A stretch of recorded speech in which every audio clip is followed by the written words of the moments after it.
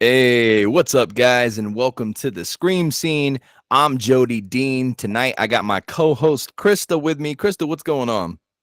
Hey, just chilling. Have been thinking a lot about the channel and your movie because it's out now and you're getting all your pre-orders in. So it's kind of exciting time for you. Look, they can't see it. Dude, two movies in 2 years. I am so excited. Krista's in this one right here. Make sure you go pre-order it at malletmovie.com.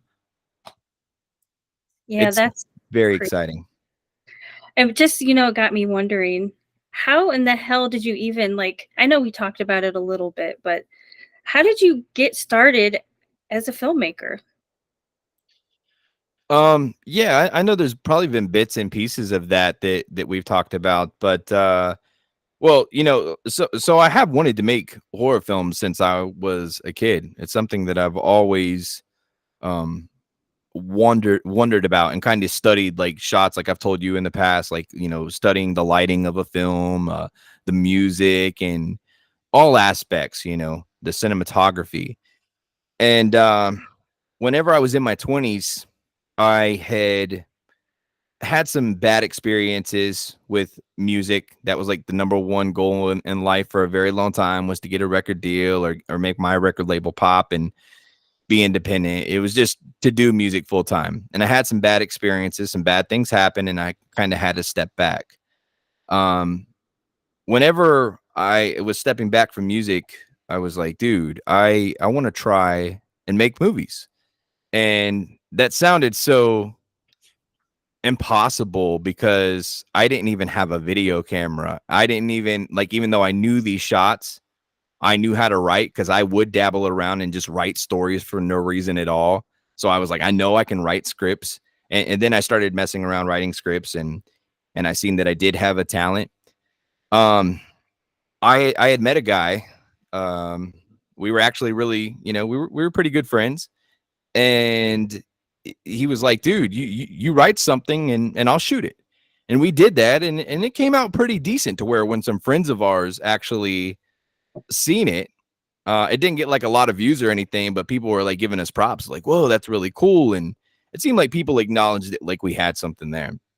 And and I just became addicted to it. I started writing short films all the time.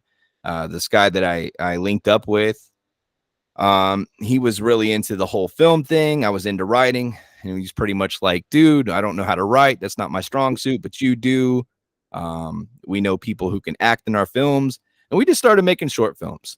It felt like we were messing around, but we were taking it kind of serious, where we were starting to have the conversation like, how can we monetize this? How can we market this? How can we turn this into a product? And that's kind of where I feel like the downfall of like our relationship happened. Them and I think I kind of realized after making my first feature film in my 20s, and I wasn't happy about the finished product, that I needed to step away and do some other things and come back to it when I was ready. And that's pretty much how it happened, and that's what I did. You had mentioned that you kind of fell in love with it when you were a kid. I know you and I are both about the same age. And when we were kids, we didn't have cell phones or, anything like that to start going out and recording our own videos. Were you ever messing around with other forms of, making movies when you were younger? Like you said, you like to write. Would you write it and act it out? Would you take one of those old big cameras that those gigantic things and mess around with it when you were younger? Or did you do that more in your 20s?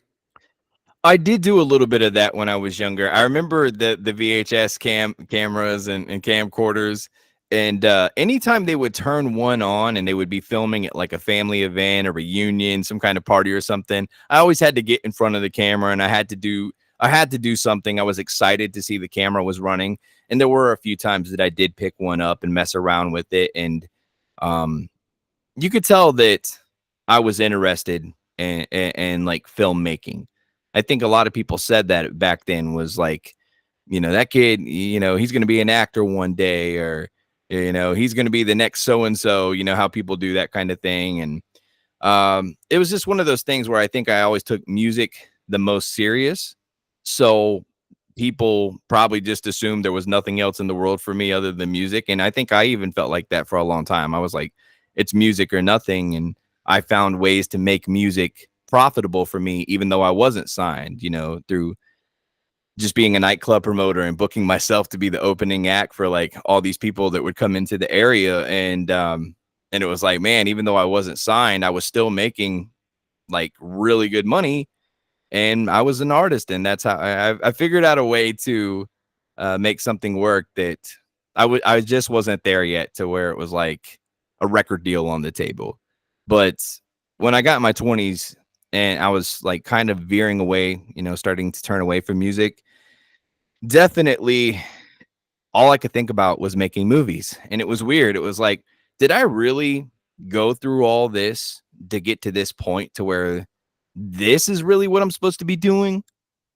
And like I said, after not many years of doing that, a few years, 2, 3 years of doing that, I ended up veering away from that because making movies is not easy. It's not easy. I'll say that it's become easier. Now I have every piece of equipment that I would ever need to make a movie. I know now that I've made 2 feature films, like I've got a good idea of all the steps I need to take. I've taken them very well. I haven't stumbled once. I'm even doing my own distribution and seeing that I'm able to do that successfully. I probably do more jobs than what I should be doing. As you know, like I do have a problem, like letting people help me. And I think that's because not too many people have ever tried to. And I had to learn for so long how to do things because, I'm not one of those people to sit around and wait and hope that, somebody's going to offer. That could be an Aquarius trait too, because I don't like people helping me either. If I'm trying to work on a project and somebody helps me, I feel like I can't say that I did it by myself anymore. So I'll get a little like frustrated or irritated. Even my mom, when I was a kid, when she would be teaching me how to like make something, and she would come, no, you draw the line like this, and she would draw it for me. And me being an Aquarius, I'd throw a little fit about it. Very independent, human beings. But I think, you had mentioned your steps, like your music that you were doing. I feel like that probably helped contribute to your success, in movie making. It taught you a lot about the industry and business, and you did music videos, I'm sure. I think I've seen music videos, so you probably got a taste of filming. Yeah. Yeah, absolutely. I mean, through doing music, I learned how to make up my own CDs and how to I sold them on foot out the trunk. I mean, I put in real physical work. I remember there was this one mixtape that I made called the 7 Days Mixtape, and I printed up like 1,000 copies of this mixtape, and I went down to South Side St. Pete, which back then in that time frame was one of those areas when you said South Side St. Pete, a lot of people were like, oh, don't go down there. Like it was bad. And I would go down there and stand in front of the one of the most hottest trapped out mini malls that you can imagine, and I would stand at the front door, and everybody, every dope dealer, every walk of life that would walk in there, I was trying to sell them my CD, and I sold 1,000 CDs on foot. Um, and really in a time when like white rappers were still like they were out there, but it's not like now. Like now we're starting to see them pop up and actually be able to be successful a little bit easier due to social media, I think.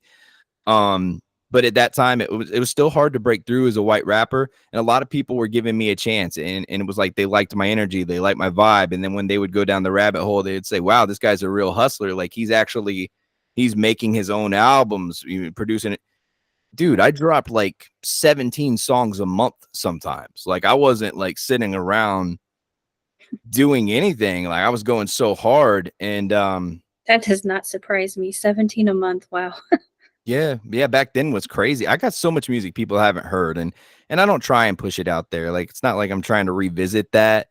I'm just trying to move forward, but I would say that like I was born and raised a hustler, and that helped me with music, and then what I learned from music coming into film definitely has prepared me for where I'm at now, to where it's like, I know how to write I know how to direct, I know how to market, package myself up, and I know how to make like the business moves. I know how to promote it. And that's very important because, you know, we have this conversation so much on this channel where it's like, what's the point? A lot of people say, what's the point of making something if nobody's going to see it? And they usually either quit, they fade away. Um, I don't believe in that. I believe in making, like, if I'm making something, it's because I love doing it. You know, like I'd be okay if this was a hobby, if it wasn't profitable. But at the end of the day, I do hope that people see it. And at least with the skills that I have acquired and everything, like I feel like everything I've done has got me to this point where it's like, if I make something, I have a pretty damn good idea. At least a couple thousand people are going to see it at this point.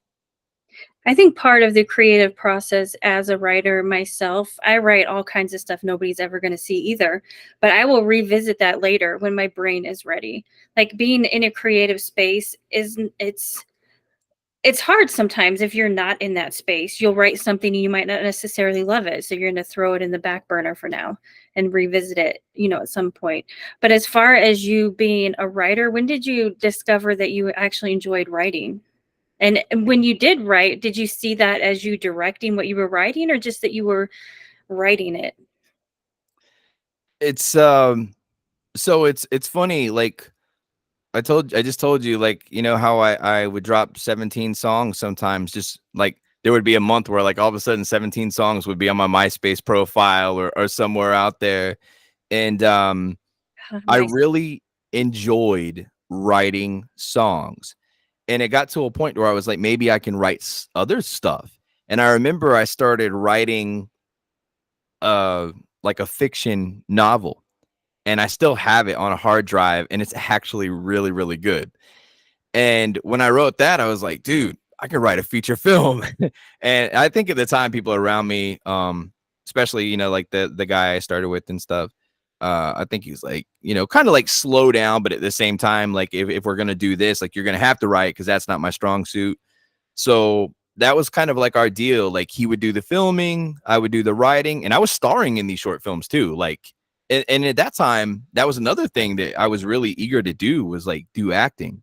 Um, and I still am, but like I do like being behind the camera. I do like having control of what's gonna be the final product. And you know, like my average experience watching a movie is sitting down, having to watch that same movie 2 or 3 times, because the first time I'm just like looking at how they did everything, picking it apart in my head. It's not like I'm sitting there saying this stuff out loud, but like I look at everything from like a creator standpoint first, and then I go through and enjoy it. And sometimes I manage to do both, just a multitasking mind, I guess you could say. Um, and that stuff has helped me definitely, because now when I'm making my own films, it's like I don't spend a lot of time trying to figure out how to get this shot. I just see it in my head, and we set it up and we go. I usually don't hold up on my films. It's usually like the only holdups I've had so far is maybe somebody being late to set, somebody not being prepared on set, or somebody not believing in themselves enough on set and having to spend more time like directing them, coaching them. And I think when I realized that I had a talent for writing, it was just like, you know, like obviously, guys, I'm going to be the one directing, you know, these things because I'm writing them. And they're like, you know, the people I was working with, like, we just want to yell action. So that's how it started out. I was making like vampire short films, and I was like the main character going around biting bitches. Is so okay, so that brings me into the next question I kind of have as far as the vampires. If that was the way you got started, is that how you found your love for special effects and makeup as well, or did that start earlier in your childhood as well? Yeah, damn girl. Yeah, that's exactly how it started. I do remember when I was a kid, and a kid, teenager, early 20s, anytime I'd watch a horror film, like I would have an idea of how it was done. Like I would see things and I would see a quick cut, and I'm like, oh, okay, so they set this, you know, they set this all these effects up, and then whenever they cut back to the shot, it's like the person's bleeding to death. And like I just could tell how it was done. But when I started making my own short films, I was writing horror stuff, And it was like, well, shit, we're gonna need special effects for this. So I would just try things and see what would work the day before we would go shoot. And the day we'd go shoot, I would learn through trial and error on set. And surprisingly, a lot of things really did like look good. And I think I was like, maybe I have a natural talent for like special effects makeup. And then I did like, look at some stuff on YouTube and look up how to do this, how to do that. And I noticed so many people had different techniques. Like I rarely would find somebody that did something the exact same way. And I was like, this is really cool because like I can do something my own way and nobody's going to look at it and say, oh, that's not by the book. But in horror, it doesn't matter. If you get the shot, you get the shot. And a lot of times you'll notice the camera doesn't focus a long time on the effect. It's usually sold pretty quickly and then the shot moves on. And that's how they get away with a lot of this stuff. Because if you sit there with the camera and look for a while, you'll start to say, that's not blood, or that's not this, or that's not bone, or that's not skin, that's toilet paper. So like, it's usually a pretty quick shots. And I think we all just realized immediately those guys would call me up when they were doing a different project without me and be like, hey man, we need some bruises, can you show up? And I was like, damn, I'm a special effects makeup artist. Do you actually have a favorite scene? Maybe like something that we've already seen, or is like say Mallet One or The Nightmare Continues or your new short film? Is there a favorite like special effects scene, like your most favorite of all time, I guess is what I'm getting at?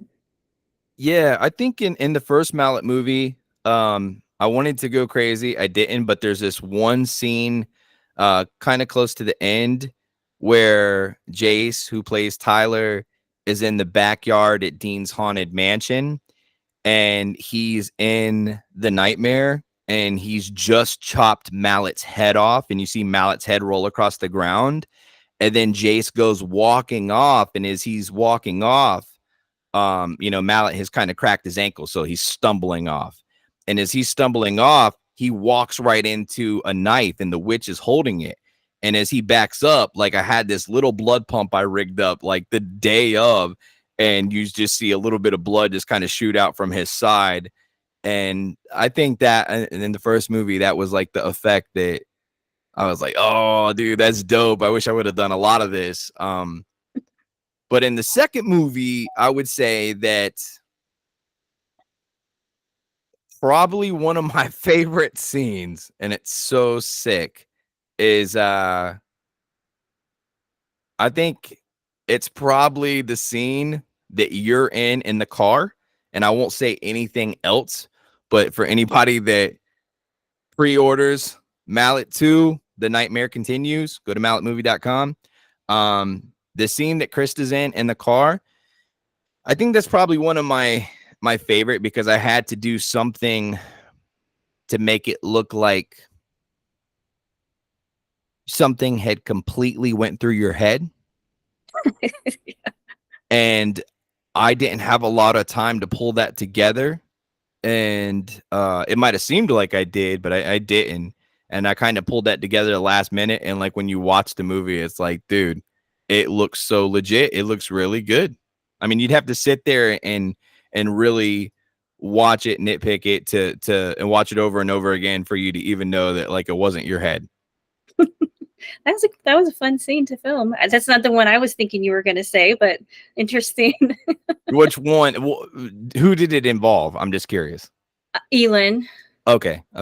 Yeah, well, that was probably my second favorite scene. So that was a good one too. There's like three really strong ones in there that I just still baffle me to this day. But yeah, that just shows you're in the right field of work. That's for sure. I think that I know that like if I were to show somebody my I mean, obviously it's all I pretty much got to show right now. But like if I had to show somebody my resume, I would be damn proud of just handing them over Mallet 2 and saying, you want to see what I can do? Watch this. I not only lit all these scenes, set up the camera, directed the actors what to do, but did the special effects makeup, yelled action, and then I edited all this, did the color correction, did the music, and put this all together with sound effects. Like, this is what I can do when I am focused on a lot of things. Just imagine if you hired me to do the special effects for your film, and all I have to do is focus on uh, the special effects and the gore and the blood. Like, I'm gonna go crazy. Like, I think like I think I could do big projects. I really do. As far as big projects and the budget, how does the budget affect the amount of special effects you're able to pull off? Or do you think you have enough, well, I know you have enough experience and talent to actually turn, what do you call it? Turn a mountain into a molehill or something backwards? Oh, A mountain. Krista is always too kind, man. She's the nicest person in the world. Thank you. I speak the truth.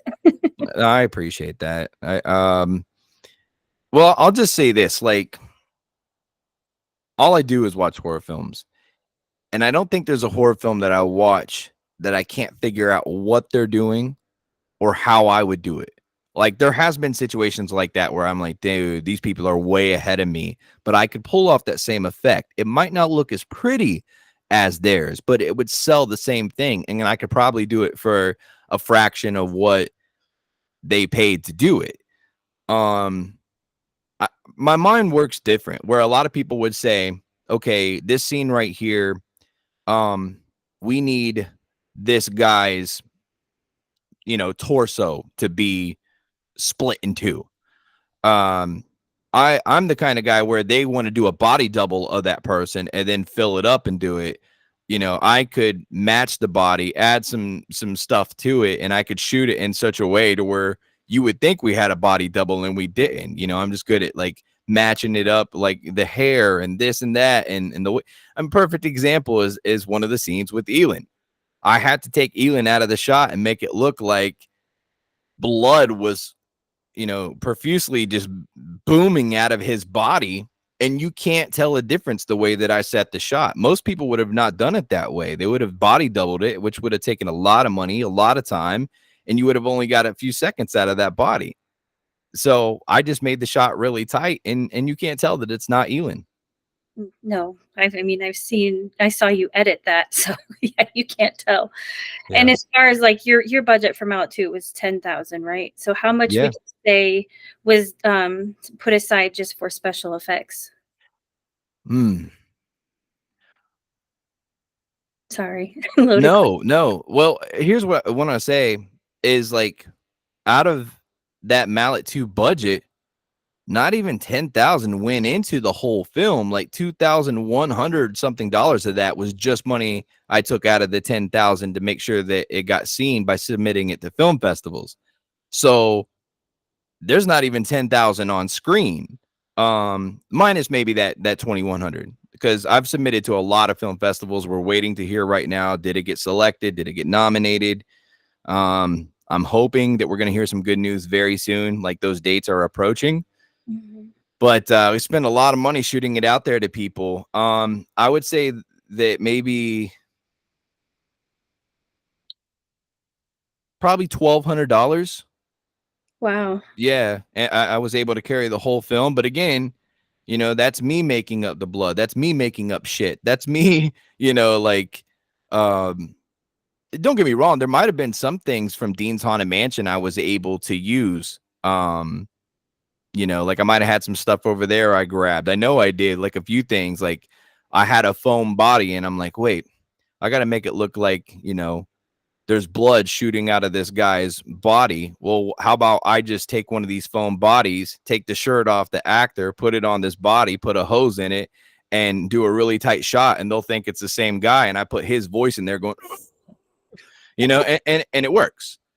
So, you Smart know, business again, using, cross using your stuff from the mansion in your movies saves you yeah. money, saves you time because you know. Absolutely, yeah. But if I had 60 G's, dude, I mean, if I had 60 G's just to throw away on special effects, I think I'd probably make the goriest movie anybody's ever seen. I'm gonna get you 60 G's. I'm gonna start a GoFundMe and raise that shit because I would love to see what you could do with 60 G's because I know what you can do with 1,200. Yeah, dude, that would be awesome. I definitely, is that a goal? It hasn't been, but I will say that I would like to be able to touch that one day and just like I don't feel like I have anything to prove to the world. I feel like I have things to prove to myself, Like there's things I know I can do that I don't do only because I'm limited to do.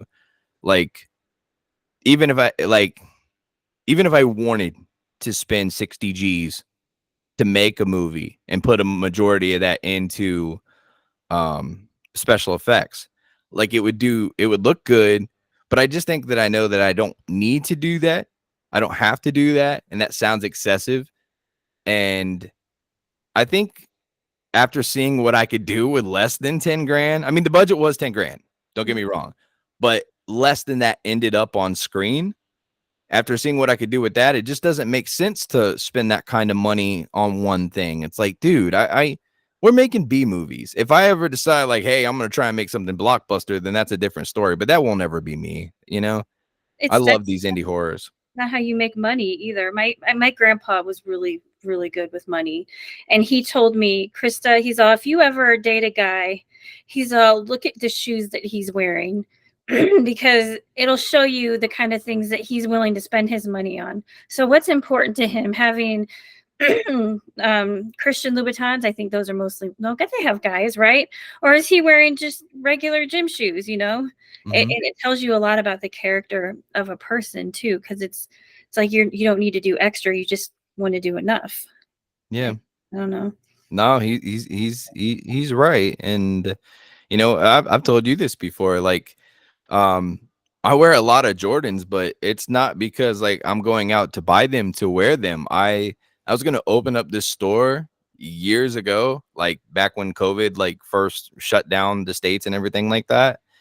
And I had to put all that stuff in storage. And as a kid, I wore Jordans. My mom would buy them for me, and so I would wear them. Of course, she'd be like, "Hey, we're here at the store. What do you want?" And like I would look, and I'm like, "Well, these match everything," and they just would happen to be Jordans. It's not like I was like, "Ooh, I gotta have Jordans." It was like, They're a staple though. They're like America's shoe. Everybody yeah. wants Jordans. Oh, they're the most comfortable too, in my opinion. Now a few people they argue that with me, and I'm like, I don't know. I've tried on a lot of different shoes, and for me, there's nothing like a Jordan. It's not, like, oh, everybody's wearing these. Like, I don't care about that kind of stuff, like that doesn't mess with me. But if it wasn't for me having all that stock, like a lot of people probably don't know this, but I've had 2,000 pair of Jordans sitting in like the storage for years. So, like, I could break out a new pair, every day if I wanted to. I don't do that. But I did get on a little spree there for a while where I was breaking out maybe like 3 or 4 new pairs a month. And I was just like, all this stuff is sitting here collecting dust. I do a lot of walking, as you know. Like if you watch my other channel, man, I'm walking all over the damn place. Yeah. And you got to take care of your feet. You need to download Pokemon Go. You could hatch like 10 eggs a day by walking. So Oh my God. Hatch 10 eggs a day. it's their eighth birthday like event going on right now. So I've been out a lot extra walking That too. is But my, fire. my favorite shoes is the Skechers. They have like gel sole Skechers, so they're so comfortable to walk in. And they're not super out of my price range. That is that is so dope. Alicia loves Skechers, and her dad loves Skechers, and my mom loves Skechers. People like everybody around me loves Skechers. I've never even tried a pair on. No. I mean, it's a certain style. You either like them or you don't. Yeah. As far as like the Jordans, I'm actually, when I grew up, I was more of an Adidas girl. So Mm. everybody has their, oh, I only buy Nike. Well, I only liked Adidas. There are a few pair of Adidas that in my lifetime that I have wore that and they're a really unique model too. And I think that's what drew me to them. And I was like, they look a little bit fatter than the average Adidas. Because remember the low cut Adidas? It seemed like that was all the Adidas there were for so long, but it's not the case. Like they have some really unique Adidas out there. Like And those ones that had the kind of like the cap on the front. yeah, that's what they look like. They got the little line work on the toe box of them, but It's like their version of the Chucks. exactly. Yeah, just like the Chucks. But yeah, I think one of the most unique things though, like, you know, going back to the film thing just for a second was it really it changed my life and saved my life at a time where I think things were getting out of control. Um, I had a problem with drinking. When I quit music, I had a problem with drinking. I had a problem with partying. I had a problem with women. I was living super fast. There was times where I had ridiculous amounts of money in my pocket and I was stupid with it. And there was times where I was just like didn't have a lot of money in my pocket because I was stupid with the money I had. And I think that like I was kind of like spiraling out of control professionally. I know that sounds so weird, but like when some shit happened with music and I was like stepping away from this and I found the movies and the films, it made me want to be clear minded and be better so I could do this possibly for a living and also professionally and make good pieces of motion picture art. And then when I stepped away from it, I felt like I left a piece of my soul on the table and a piece of my heart. And uh, it's just it was one of those things to where I could never stop thinking about it. And when I released my first movie last year, Krista, like I already have these last 10, 12 years of my life have been amazing, you know, being a father, making memories, doing stuff, but I've never been able to let go of this film bug. And when I released that movie last year and people liked it and it did pretty freaking good. Like that just was like, dude, you made it. That was my made it moment for me. And it didn't even do that big, but for me, 8,000 DVDs sold, like I still like am just it's like the proudest moment of my life as far as like an accomplishment besides my son, of course. You say it didn't do that big, but you posted a video of you at a store and your movie was on the shelf. I was just out at the store the other day looking at DVDs because I still buy them. And I was like, I can't wait till I see Jodie's movie here because it's gonna happen. It will happen. So maybe that do you have any like goals, I guess, as a producer, what you would like to see happen with your movies in the future? Would you like to see them on that scale? I know you kind of typically want to stay indie, but indie movies can blow up like that too. Yeah. No, you're absolutely right. And yes. So do I want to be in Walmart? 100%. Do I want to see one of my movies go to the theater? If you would ask me a year ago, I would have said no. The theater is no place for one of my movies because I want to make hardcore horror films and they will never be able to get a rating. But the game has changed. And especially in the last few years, we're seeing a lot of limited releases happen in movie theaters around the world. The fact that Terrifier 2 was shown in a movie theater, the fact that In a Violent Nature was shown in a movie theater. Um, does Mallet 2 exceed what I seen in a violent nature? I would say yes. I would say yes. Now was his effects better than mine? The guy that does the special effects, I believe Chris Nash that made the film actually does his own effects too. Was his effects quality of his effect in the way he sold it better than mine? He's fucking good. He's really good. But was some more excessive shit in my film? 100%. Um, so it really comes down to who's like is no competition, but it's like that film I can actually understand why it's being seen in the theater and maybe it doesn't cross the line. I feel like Mallet 2 crosses the line. I mean, it does, but in a good way, in a way that all of us lovers, we want to see those lines crossed. So, yeah, I can't see it at like a Cinemark or something like that, but totally like an independent, smaller theater. Or hell, maybe you open up your own for independent horror. Those would do freaking amazing. I bet people would come all over to see it. I don't even go to the theater anymore because it's not the same effect as watching it at home. You know, you got your own comfortable space, but I would go to like a theater like that, like an independent one where you could see what you did on the big screen. Holy I crap. love that. That sounds amazing. Don't give me any more good ideas because you know how I am, girl. Oh my god, that's all I need is one more thing on my plate, and I'll do it too. Oh But yeah, you totally would.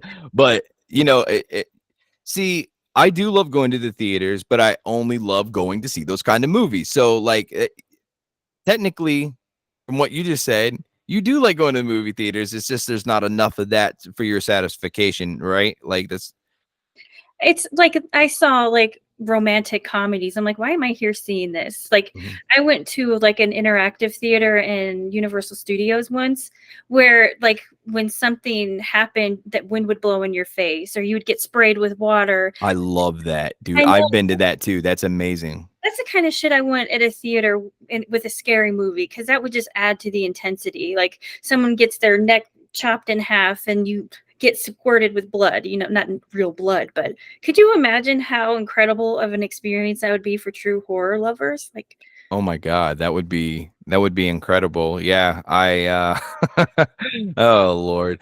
But I don't know. the gears are turning over here, but um I love the home experience watching them too. There is something about it. I like doing both. So like usually any movie I go to the theater to see, once it hits DVD or it's on, streaming platforms, like I have to watch it again because it is a different experience in my opinion. Um but that is something that I will say as of lately that is really starting to um come up a lot in my thoughts is Jody, you got to make one that's going to get seen in a movie theater, and it's something that I'm really starting to want. And maybe I've been wanting it for a while. Maybe it's that the reason I didn't want it as bad as I'm starting to now is because I thought with what kind of films I want to make, it would be impossible. But I don't think so. When I'm seeing Saws being shown and I'm seeing Terrifier 2's being shown, I'm like, dude, I have a chance. I Cost. think I think what it's going to take is the a distribution company coming to me, because that happens when people get a buzz that's just undeniable. They usually come to you. Now we're in a situation to where like if we don't have that buzz, we're going to them begging them for their time. I'm not doing that because I've got lucky with like YouTube and some other business adventures where it's like I can do my own thing and I want to keep creative control. But if I were in a situation where I released something was going to happen, like Mallet 2 is about to drop, so we won't, that's not going to happen for Mallet 2. It's just not going to happen. But that's okay. It's doing good independently, and that was the plan from the beginning. Hmm. But let's say Cock Killer or The Devilry down the road, those movies just all of a sudden get a buzz out of nowhere, and like you just know they're going to be huge, like around the world. It's like holy shit, everybody's kind of like in the horror communities just tuning in, waiting for it to happen. Do you think it would help to have like a big name actor in one of them to get it to pop off? Like somebody who's well known that the theaters or distribution companies would be able to be like, oh, this is going to make money because so and so is in it. Do you think something like that would help? I think that does help sometimes. And then I'm looking over here at my DVD rack, and I'm seeing so many horror films that have great actors in them, and they were never seen in a theater. Um, you know, there's something weird that's been going on, and this has been coming up in conversations a lot lately too. Is that we're in a stage with like the horror world where they are watching and waiting for something to support. Like they're legit. Like there's people all around the world right now that are waiting for that moment to have something great to support. I know I am as a horror fan. Like I'm not just about myself. Like, dude, I get so stoked when I stumble across something that's just I am a cult follower. Like there's a bunch of films like, dude, I am the most diehard Hatchet fan you will ever meet in your life. I love Hatchet. I've watched it so many freaking times. You know what? I'm probably more of a Hatchet fan than I am a Terrifier fan. I think what Terrifier did for me was let me know that there's fan bases out there that want practical effects the way that I would like to do them. And it shows that like there's a market for that, and that's inspiring. But like Hatchet, man, like dude, I am a cult fan. I love Hatchet. I would get Hatchet tattooed on me. And in fact, like look at my character. Look at Mallet. He, there's Yeah. Hatchet. There's Mallet. Like they both have a single word that says who they are. And maybe subliminally that's, that had something to do with why I went with the single name. Or, you know, I remember when I was writing Mallet, like I was trying to come up with a character and I was just like, what weapon does like nobody really use? Like maybe they've used a mallet in a kill scene, but what is their main weapon they use? I'm like, well, Jason's always got the machete. Mhm. Leatherface always has the chainsaw. Hatchet loves his hatchet. And I'm like, is there anybody that just uses a mallet? And I'm like, no. Well, there we go. We got his name, we got his weapon. What's he look like? And in my head, I just, I put him together and trademarked him. And I was like, this is going to be something. And I think independently, I think mallet will stay around. I think there's obviously, even if, and I don't mean to downplay it, but even if we did 8,000 DVDs of the first one, we're a little over 2,000 pre-orders for the second one right now, but it's still in 1 month. If we average 8,000 DVD sales per film, Mallet's going to stay around. That's not a lot, but it's enough to keep him around. Are you still seeing downloads and stuff on Amazon? Yeah, still seeing downloads. Still getting, checks from that. So I mean, the people are finding it, and a lot of people that are finding it, the cool thing is they're not like people from just my YouTube channel. Like in the beginning of this thing, I told the kids, I was like, probably the only people that are going to buy this, guys, are going to be supporters of my YouTube channel, my main channel, Hunting the Dead. And a lot of them are. But I've seen a lot of people download this thing. A majority of my supporters say, dude, I've never downloaded it from Prime. I've only had handfuls of them say, like, we got it from Prime, but somehow we've got a ton of streams on Prime. And the only way to watch it on Prime is if you pay for it. There's so much free content out there. The fact that people are finding this and paying to see it and not knowing me is like, that's mind-blowing in itself. But I mean, if I got it into movie theaters, dude, it would truly have a chance to just really, really explode. The movie theaters do something for films that it's just hard to fathom. It really is. It's not hard for me to believe that people that aren't your followers are seeing it, because look at how many followers your Hunting the Dead page has versus your Mallet page. Mhm. I mean, not everybody has flooded over there like they have on your Hunting the Dead page. And I bet you, like, the algorithm on Amazon is like, when I watch a scary movie, it'll just be like, here, watch this one next. It's the kind of movies that I like to watch, so I can believe that it would show it as, hey, check out this film. Yeah. That's how I find a lot of movies on Amazon Prime. They just tell me to watch it.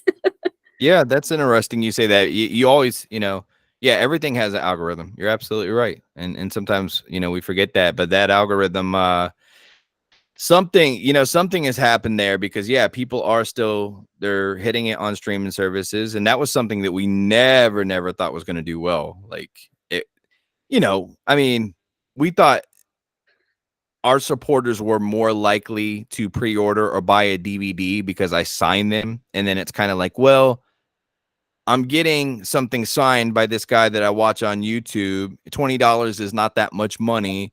Mhm. Like, we didn't know that they were actually going to like kind of fall in love with like the film. And dude, I have people on YouTube that have been watching me for years and that have still never subscribed. Wow.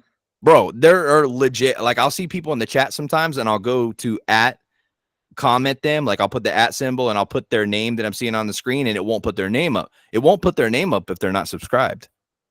And that's free, right? It's like, to subscribe to your channel, it's free. A lot of people don't know that. There's something. That means they're looking for you and going to you. It's not like popping up or sending them a notification. Hey, Jody just dropped a movie, or, another video. 100%. And dude, look how okay. The last video I dropped, the second to last video I dropped, I think it just hit 10,000 views, and not 10,000 people smash the thumbs up. Why? I tell them in every video. I probably say it 2 or 3 times per video, right? Smash the thumbs up, guys. So it's like people, I don't know why. Maybe they don't want to be notified. Maybe they don't want people to see who they're following. Maybe they got family that I don't know, man. Like I'll never understand. Uh yeah, there's this one woman that's been following me for 5 years. I know I never comment. I'm not subscribed, but I do check your channel weekly to see what you've uploaded, and sometimes I binge your videos, and I'm like, that's crazy. Like, You know, I watch a lot of resale videos, and I started watching the Crazy Lamp Lady like years ago.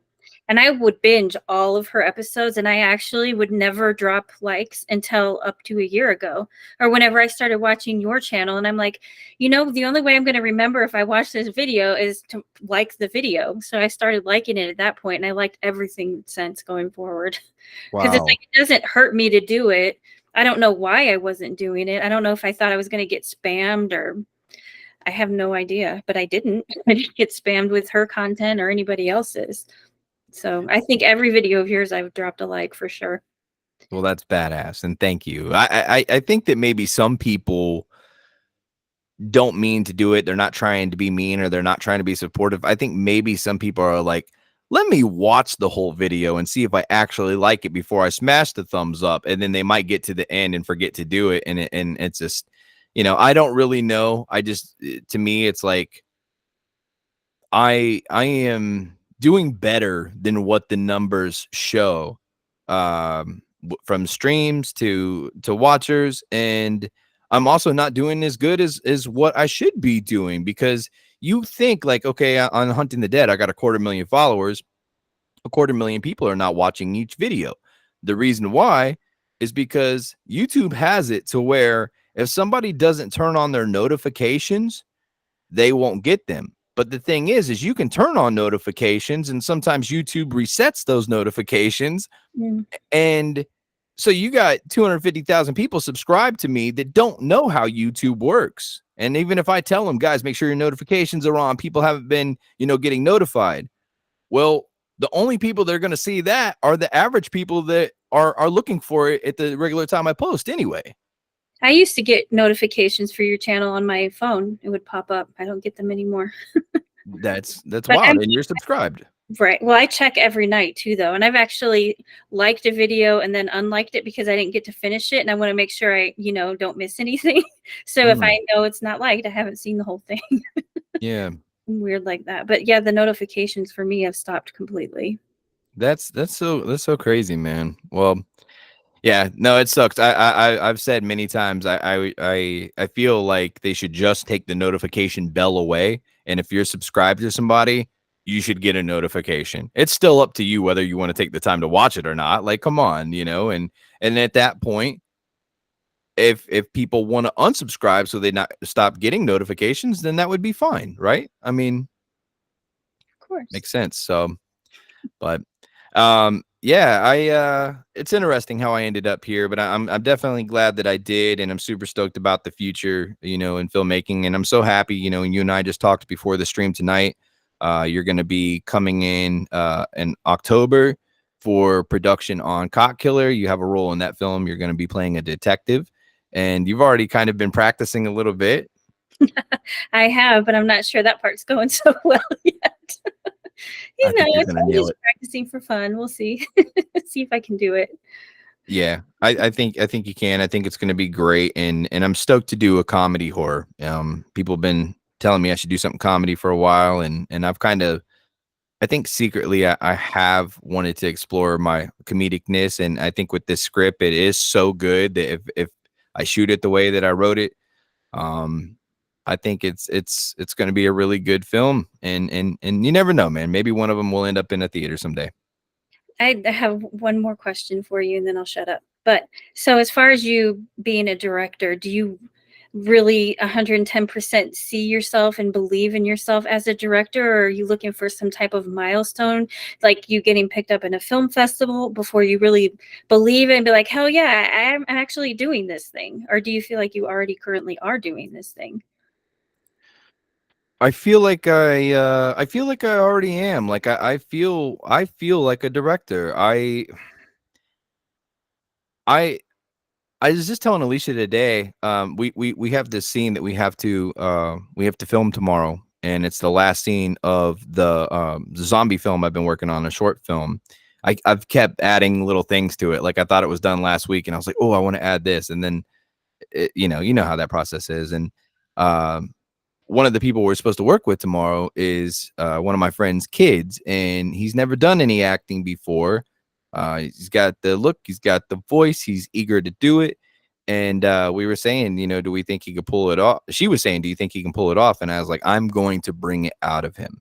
I do feel like I have that gift to um, make people believe in themselves when they don't. Not saying that he don't, but if we get there and he's nervous, I feel like I can get him to that point to where he's like he feels comfortable, and we'll see that like there's no consequence, you know, if you mess this up. Mhm. This could be a learning experience for you. This can be trial and error. But if you put, you know, some effort and some love and some passion into this, you may have something here that could help you in the future. Don't even have to be acting. It just be confidence. And I think I have that gift with people. I really do. And I've had people tell me that. And just remember, like, even though I put out Mallet 1 last year, I'm putting out Mallet 2 this year, like in my 20s, I know a lot of people don't know this. I don't have them posted. I got rid of most of them, trashed them, took them off the internet. But I mean, I probably directed, you know, over a dozen short films, and I worked with a lot more people back then than I do now. So, you know, I do think that maybe being nominated and picking up, being considered an award-winning director at some point or filmmaker, I think that definitely helps for. I think maybe it does give somebody a little bit more confidence, but I haven't made something so far that anybody has told me they didn't like what they've seen. And I've had people be brutally honest with me, like Mallet 1, like, Jody, I like it. It's a good film. You know, it's not the greatest film, but you did a good job. And I'm like, that's the way I feel about it. I feel like it's a good film. I feel like it's you know, I'm proud that I made it. Yeah. I'd have to say I 110% see you as a full-blown producer as well, because that's just what I got to see of you when I was in your movie. 110%.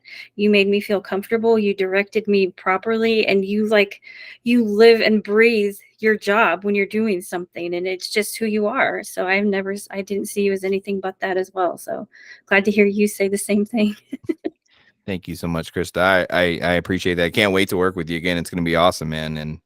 And hopefully, you know, this right here, this show is I think it's important now, but I think it's going to be so much more important.